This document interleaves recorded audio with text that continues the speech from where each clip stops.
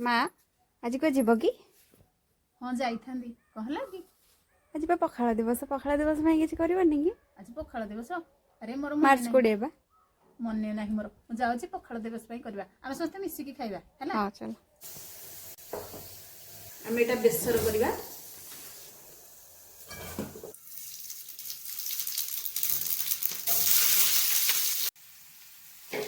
tomato पकईदेवा मुझे रसुण सोरिष शुखला लंका लुण सब हलदी सब देकी बाटी देती पकईदेवा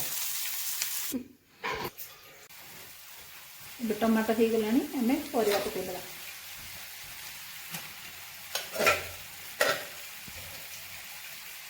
तेल ताती गला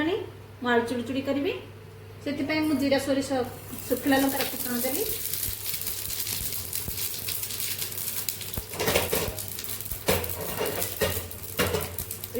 आलू पिज सब काटी नहीं पकई स्वाद अनुसार हल्दी देदेली मसला गुंड ये आसला आलू भजा लंका गुंड एवं पिठो दिया भजा करवा आगुरी परिवा सब सीझे देती सब मसला मसली पकई देती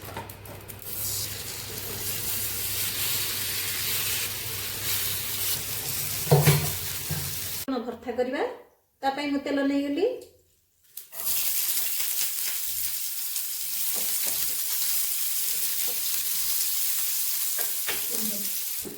अधर आम टमाटो पकईदेवा स्वाद अनुसार लुण पकईदेवा टमाटो हो गले पक्का रेडी हो गला एबे आमे चिप्स करनबा कलरा बैगण आलू ताको सब चिप्स करनबा पखाड़ भात रे चिप्स बहुत बढ़िया लगे गोटी गोटी करके आलू सब छाणी नबा ठीक हो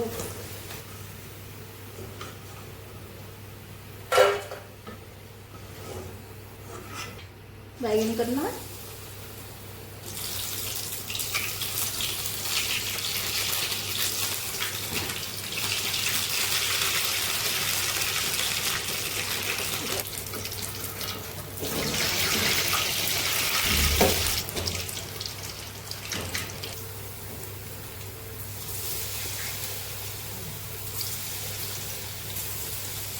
ये कलर रेडी होगा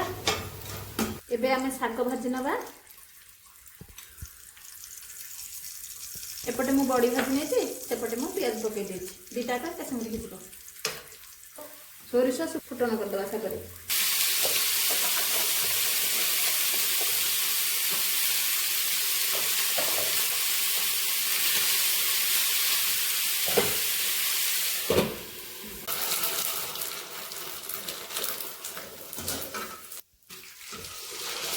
पखाड़ भात में पांपड़ भारी बढ़िया लगे बिट लुण अल्प लुण स्वाद अनुसार दही 4 चामच देदेवा आमर सालाड रेडी होगा करवा आंब नहीं गले मुझे नहीं लंका लुण आउ गुड़ ताको ग्राइंडिंग करके आने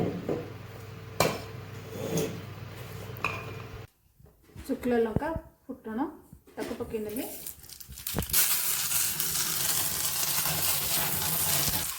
स्मेल बात आसले दही पकई ना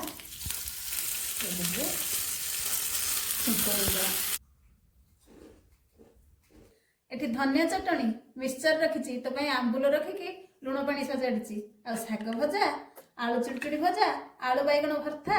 संतुला खुद तेण आ काकुड़ी सालाड पांपड़ लिया बड़ी आ चिप्स रखी